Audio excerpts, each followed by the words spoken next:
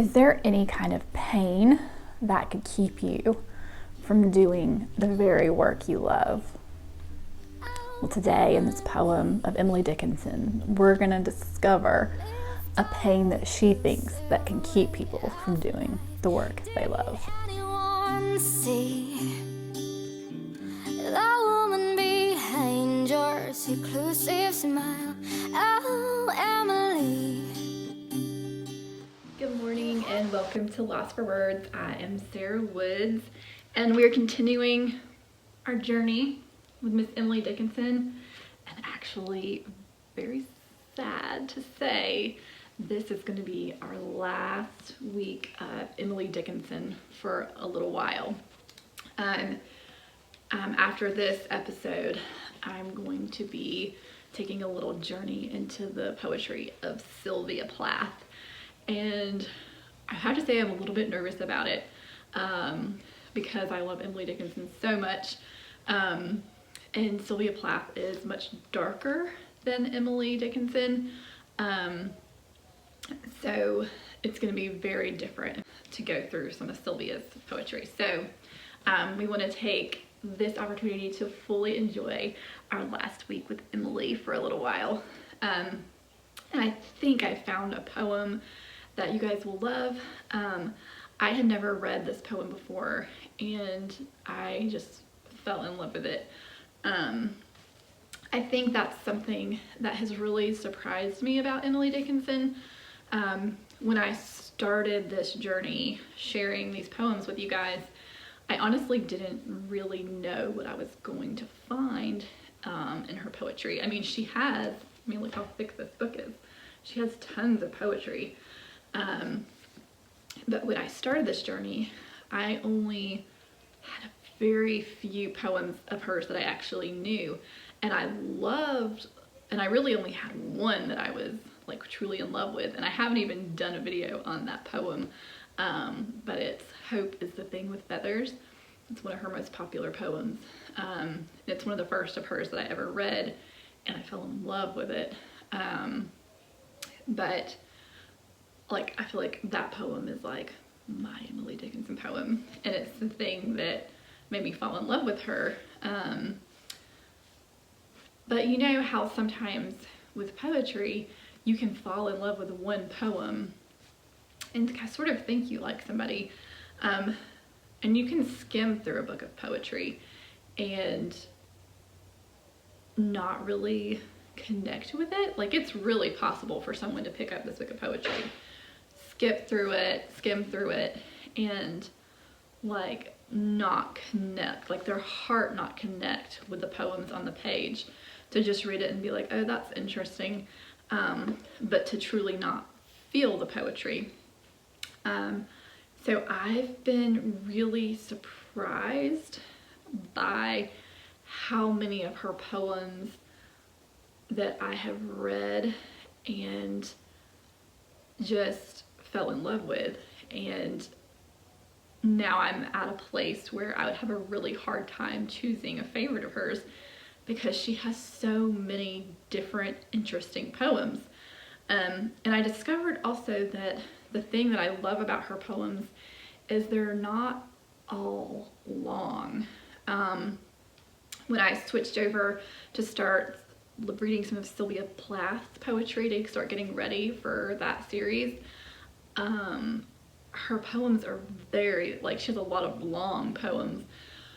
And it made me realize what a short attention span I have, and how I need something that is, like, I prefer something that is a little bit shorter, but it's still like a compact and dense and full of something interesting that my mind can chew on, like the words are interesting to chew on, and something that my heart can connect to. But I noticed that when poems are really, really long, I get a little, I'm just, I guess, a typical American. I get bored pretty easy and I have a hard time even like finishing them. So, which is sad. So I'm wondering if by the end of this journey of exploring women poets, if maybe I'll build up a tolerance for longer poetry. We'll see. But it's funny, just exploring Sylvia Plath a little bit has made me realize how I love Emily Dickinson even more. I feel like there is a sense of hope in her poems that you just don't want to take for granted, especially in a world like today where things are, I feel like, where it feels like things are falling apart. And every once in a while things feel hopeless. Like there's something about her poetry that is just, it feels like it's good for your soul. It connects where you are, but it still feels a little bit uplifting. So I honestly, I feel very excited to move through some of these other women poets, but like I can't wait to get back to Emily Dickinson again and do some more. So just know it might be a while, but Emily Dickinson, we will return to you. But today, okay, sorry, that was a long ramble. Today we are doing poem number 244. Let's see, I guess I didn't, what's it called? Make a place for it. 244. Oh, and I'm playing with wearing glasses in my videos. I'm not a big glasses person. I have to wear glasses or contacts. But I just really like to see people's faces. I love eyes. But I've gotten just to a point in my life where contacts like really hurt my eyes and make them dry. And I feel like they're like messing up my eyes.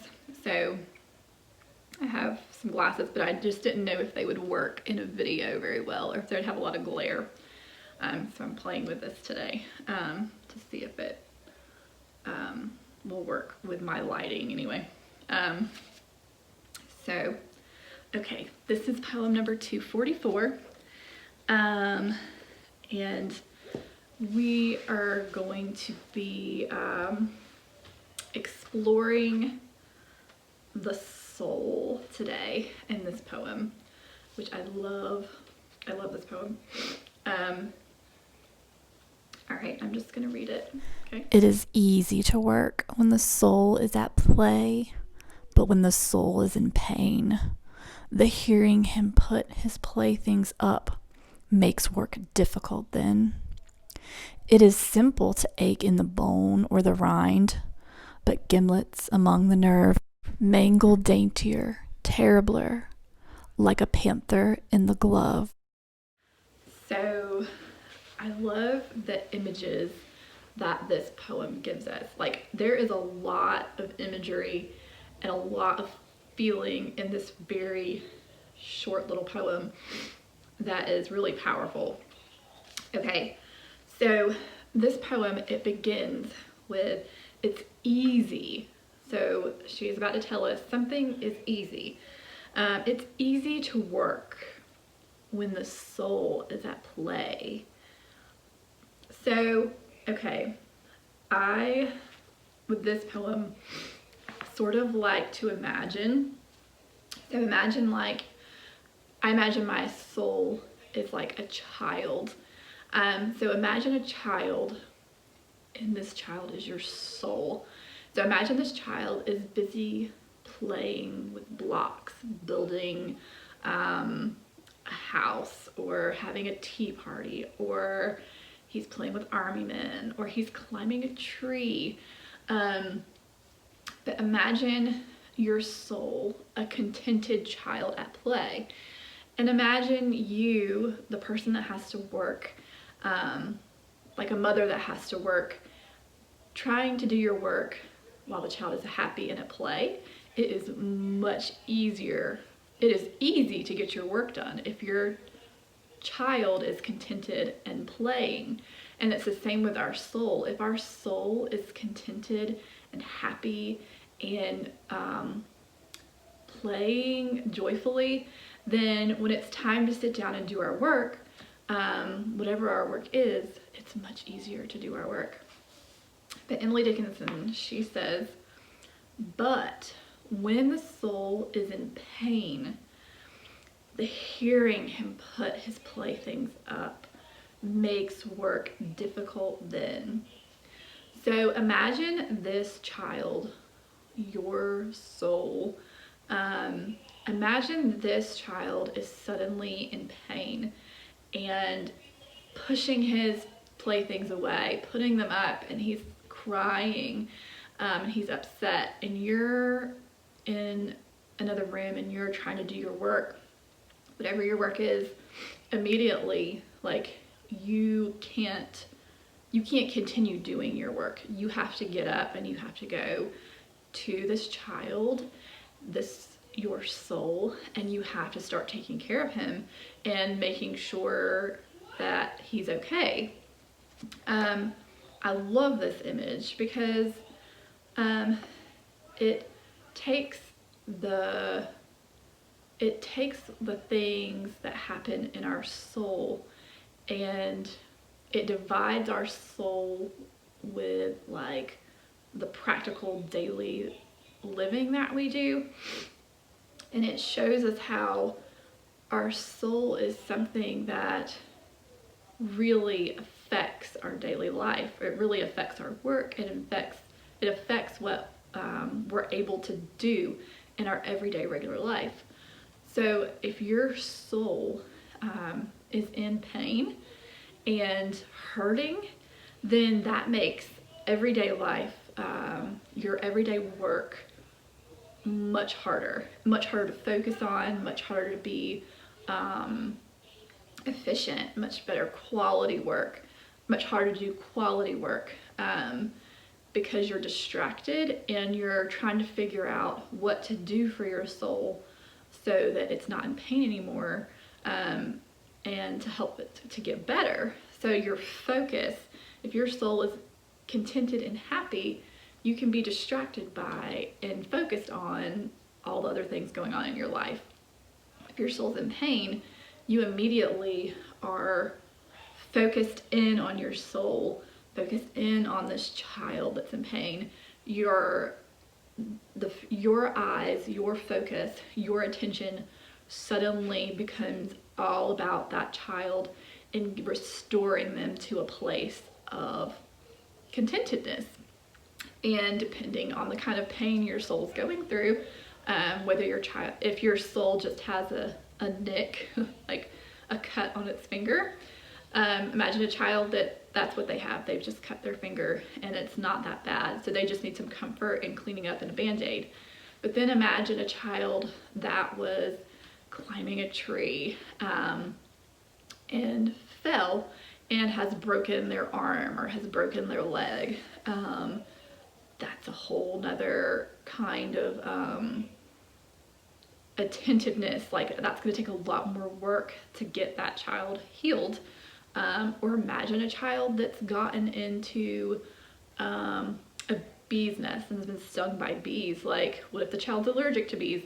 Like, if you take the spectrum of pain and you go from the thing with the least amount of pain to like things that are like dire, your soul, if you think of the soul the way Emily's talking about it, it's something that can experience pain in those levels also. Like, and so when our soul experiences different kinds of pain, it calls for our attention in a different way. And those extreme kind of pains, those are the ones that that make getting back to regular life and working and doing our normal things so much more difficult and so much harder. So she has this first little stanza and she has talked about the soul and she's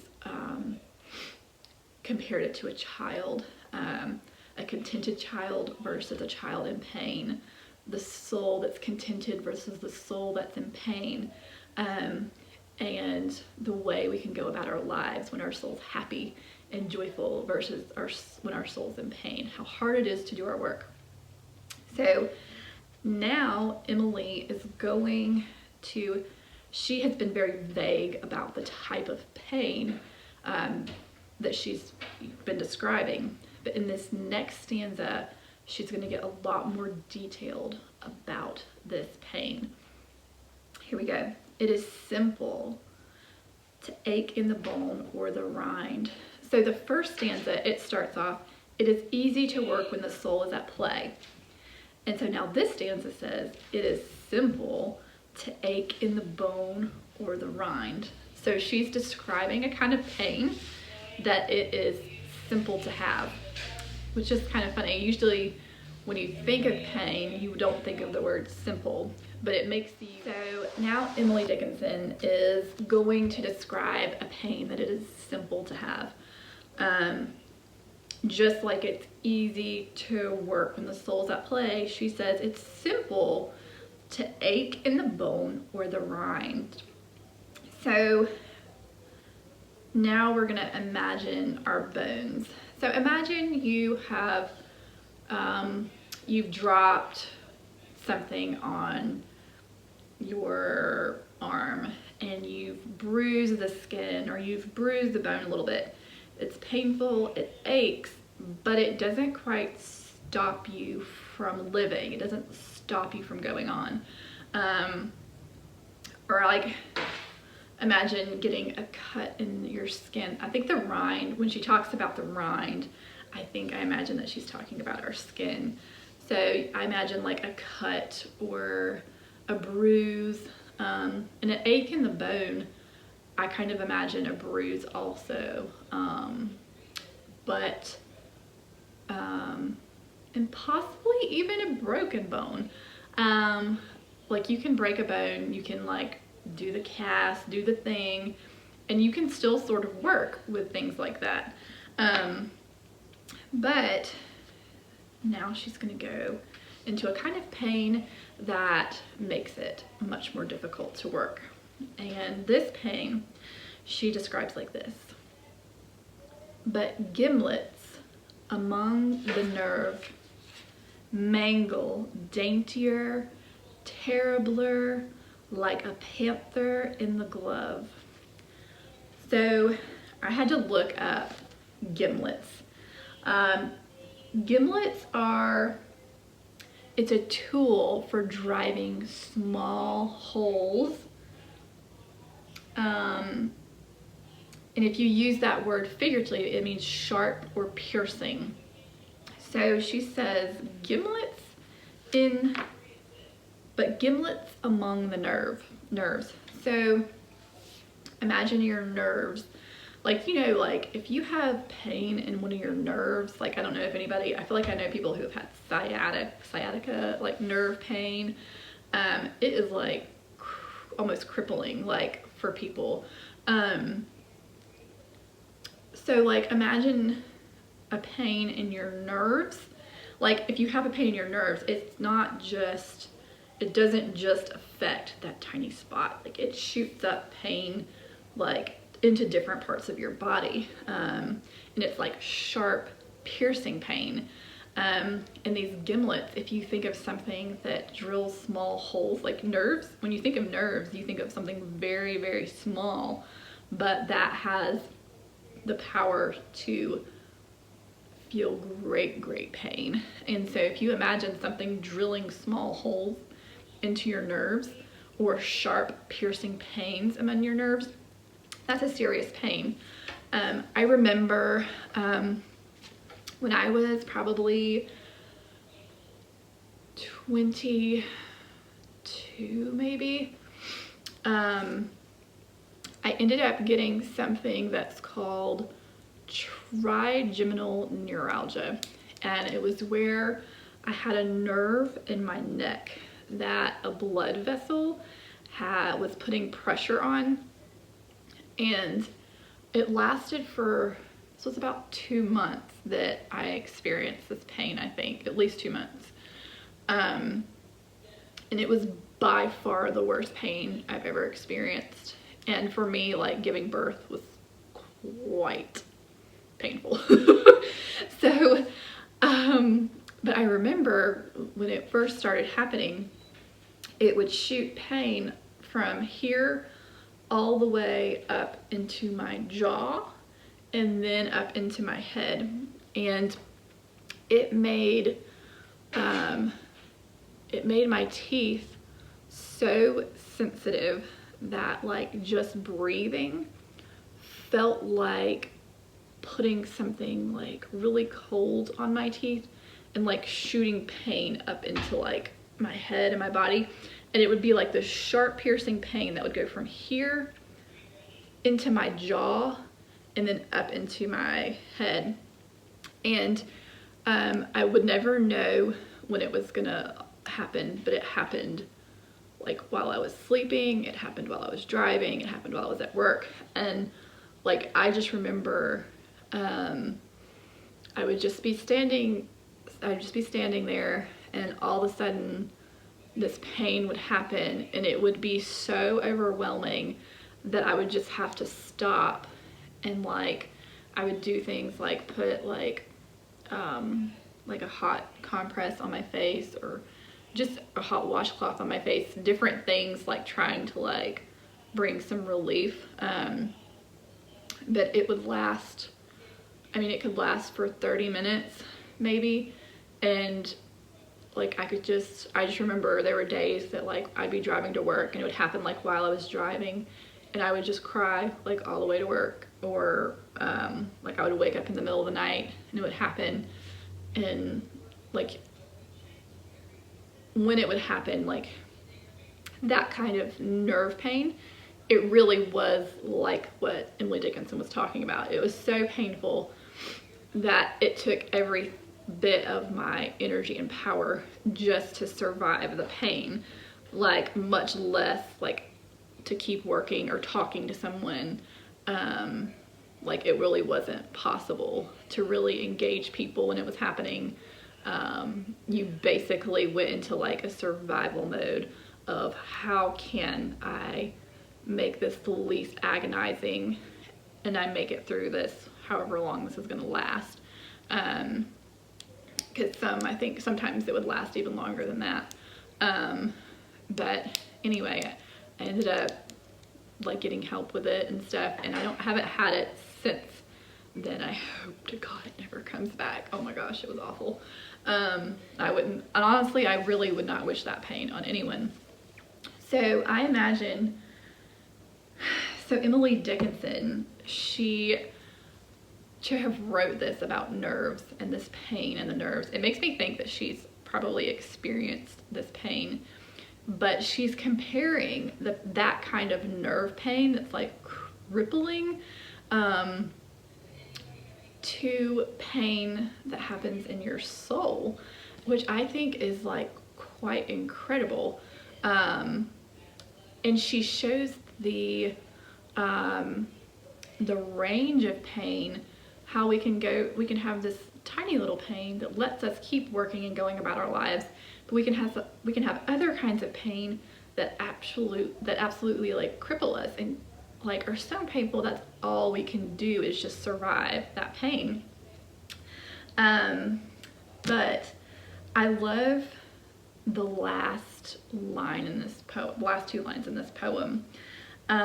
She says, but gimlets among the nerve, mangle, daintier, terribler, like a panther in the glove. So in my imagination, I don't know what you imagine. You might have your own thing that you imagine when you read this. But when I read this, so I imagine a hand, and I imagine it in this like, I imagine like, you know, like women used to wear those like daintier gloves, the like feminine like gloves that are just for like aesthetic. Do you know what I mean? So like I almost imagine Emily Dickinson's hand in one of those gloves, and then I imagine a panther trapped inside that glove. Like if you think of a trapped cat, like cats do not like to be trapped, and cats have claws and they have sharp teeth, and so a panther, like this wild large cat trapped in a glove, you imagine it ripping and shredding and attacking anything that's around it in order to get out of that gloved hand. And so, and you imagine the damage that panther could do to the hand, and just shredding it, and the pain that could be caused by that. And I think this is a fascinating picture for Emily to paint for us, because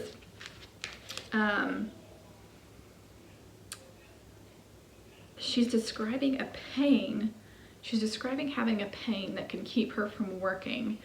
And she says it's like a panther in the glove. And it makes me think, what is her work? Like, what does she do? And Emily Dickinson is a poet. She's a writer. And so if her work is to write poetry, but she has a pain in her soul that is so terrible and so damaging, that it's like a panther in her glove. You imagine something that is attacking her, destroying her hand, and that's where her hand is where the thing that she uses to work,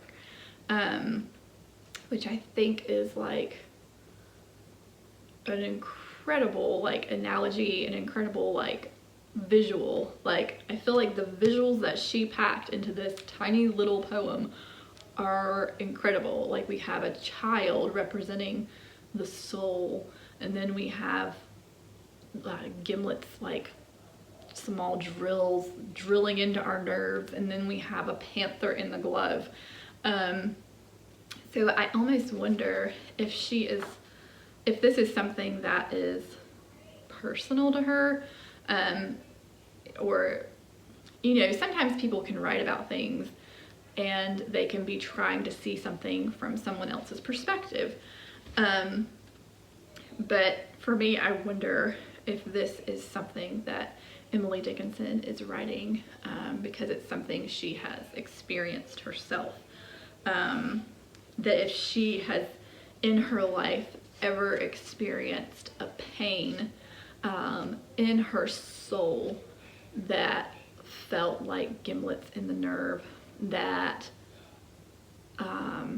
felt like a panther in her glove attacking her hand, that if there was ever a pain that she had that was so great that it kept her from being able to do the work she loved.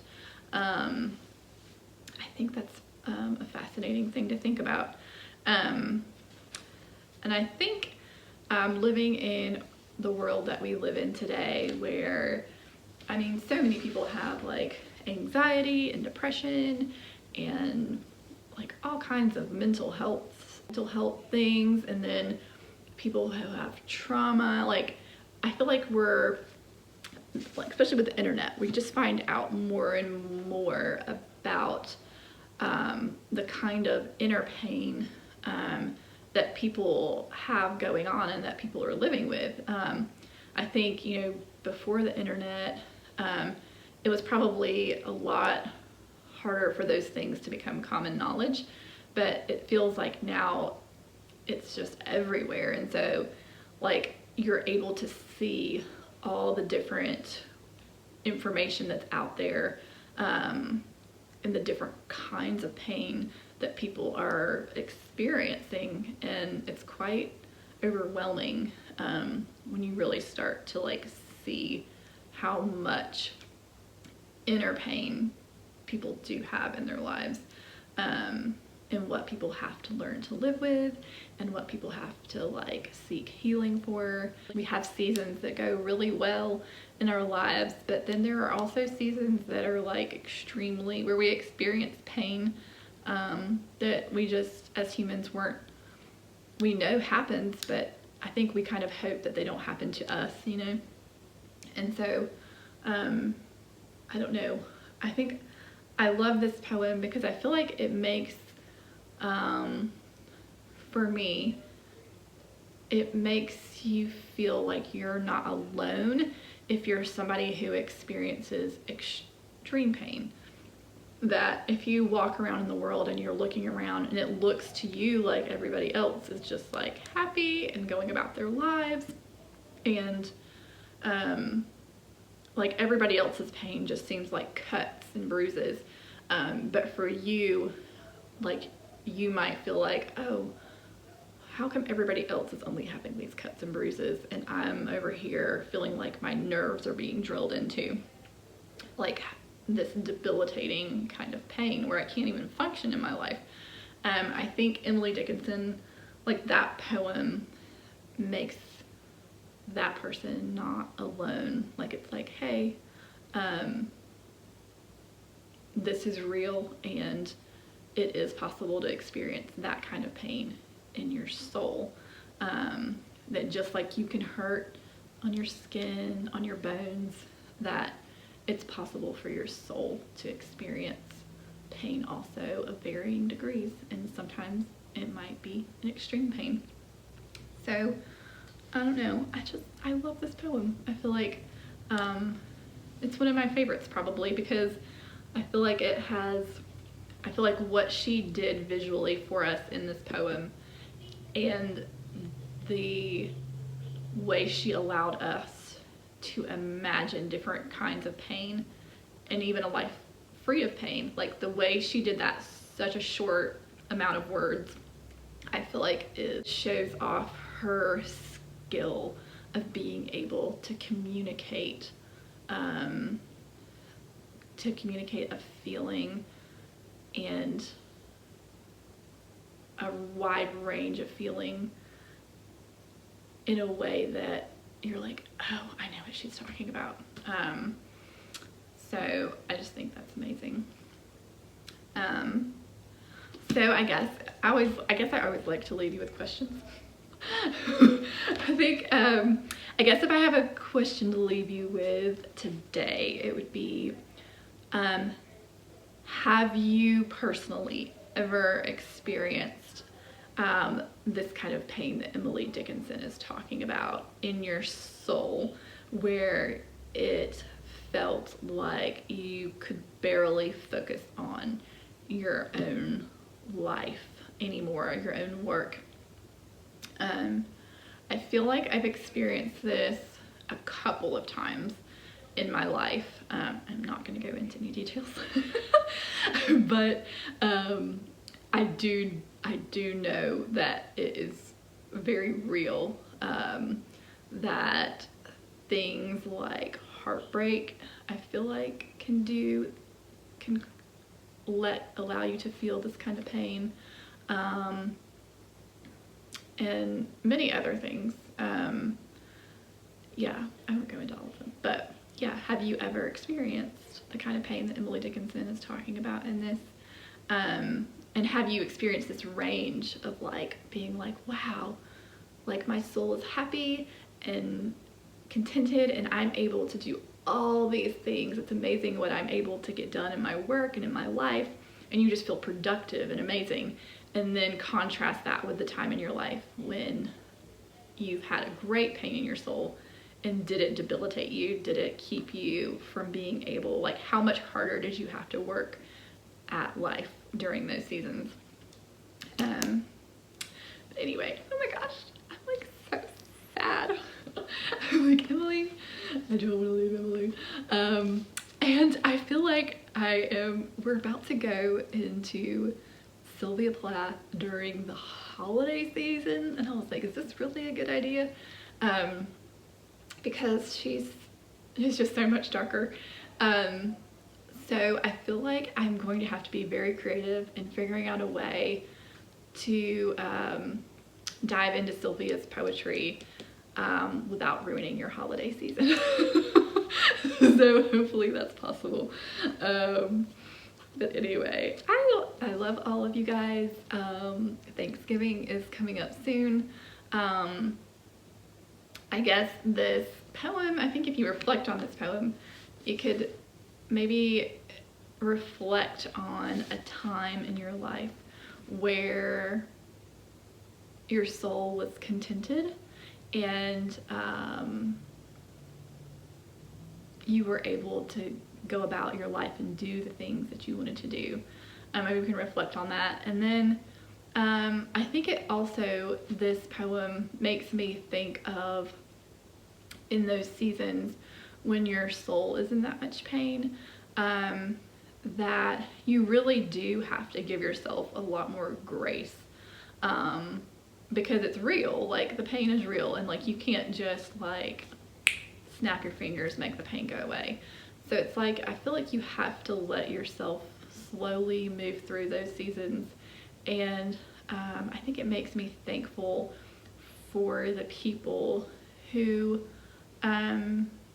didn't like completely like abandon me in those seasons. Like people that kept loving me, even though I in those seasons probably wasn't the most exciting person to be around or the most fun person to be around. And think about yourself like during a heartbreak, a really bad heartbreak, like the kind of depression, and like all you can do is think about that, what's happened, and your friends are like, let's go out and do something fun, and you're like you're like not the most fun person to be around. Or like when I had the trigeminal neuralgia in my face, like I remember that feeling of feeling like I was ruining everyone's fun because I was in so much pain and I could barely function in the moments when I was like around people. Like we would be getting together with people to do something fun, and then all of a sudden like I wouldn't be able to like talk anymore or engage, and I would almost be crying, and it would just, I could tell like my pain was like bringing down the mood of the group. So having to function in life with extreme pain in your body or your soul, if you have people that like who like still love you and don't and who realize like who stick by you through it, I think that's just a precious thing, because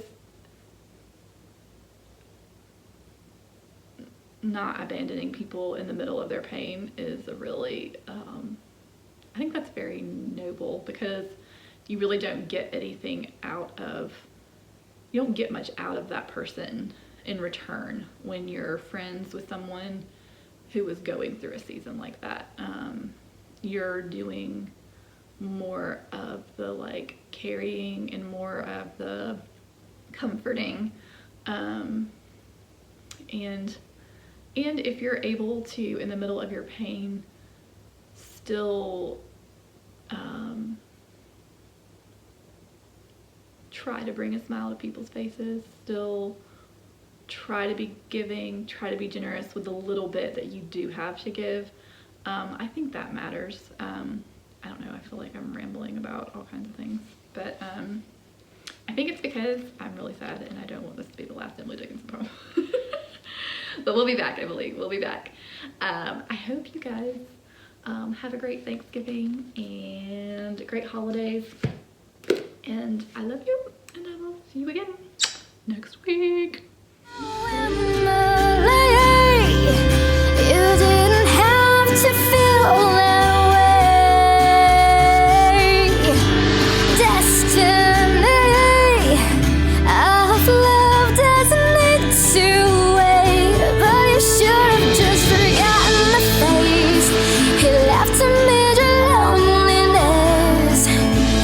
Protect your heart with joy and gladness. Instead, you went with the seas he rode down. Well, that's just you, Emily Dickinson.